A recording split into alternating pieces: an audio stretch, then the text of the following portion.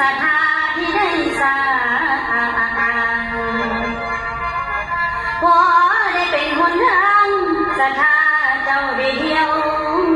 ไทยลาพัวทั้งมวลจังสิได้โอ้ยลุยขา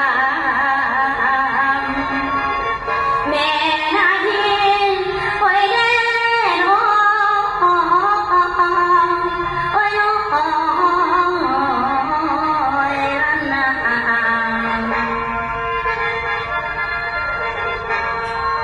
ลามาบานีสิบนิ้วยกใส่เก้าเหลืองเกศเกษาขอสมมาคาระวะนักปราชญ์ในที่ทางการแสดงคืนนี้มีอันใดหากบกพร่องและเสียงบ่ห้องบ่แจ้งอภัยไว้ในแก่ลาน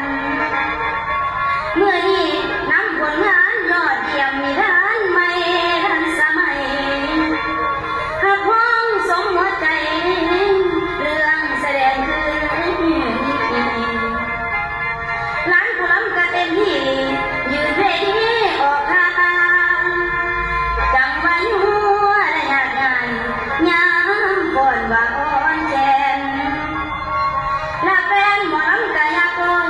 ทิมปล่อยการแสดงหวังกำลังมาเห็นนักแสดงวัยรุ่นนางหุ่นห้อยอีสีนา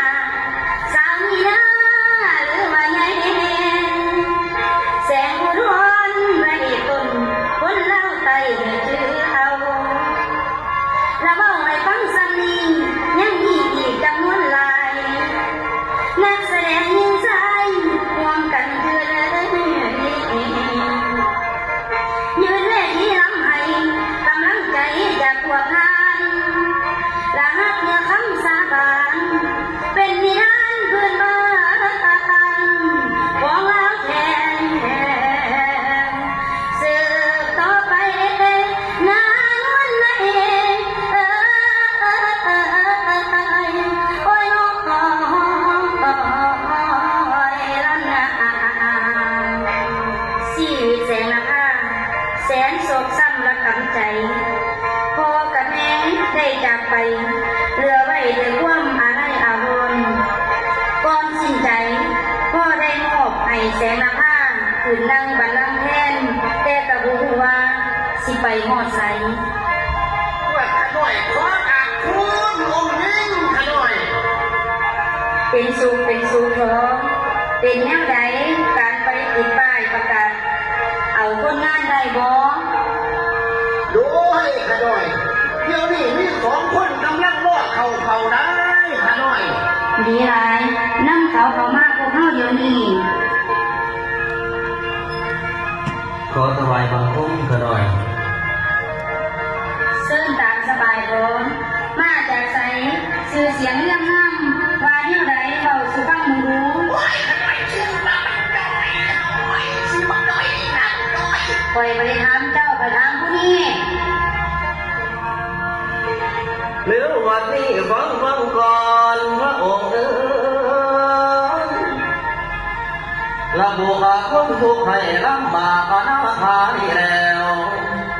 โลกสาวนาสาวสวนต้นที่ดินพันไม่ขั้นมือใดหาใดก็ยังพอไปไข่พ่อในยังปากห้องเมียนสู่ดอกต่อไปละขั้นแม่ถามบ่ได้บ่ได้ท้องจักแก่โอ้ยหิวการหายนั่นแล้วเป็นสะเกียวตาลอยอ่อนกายออกเพียรานละตาทิมใจมาพี่มีงานให้ทำบ่เวียกสามบ่ก็ได้เป็นคนใส่ก็เห็นดีอันนี้น้องถ้าว่ามีเวียกให้น้อยหรือแย่สิอดสาดีแล้วกาพันธาพญา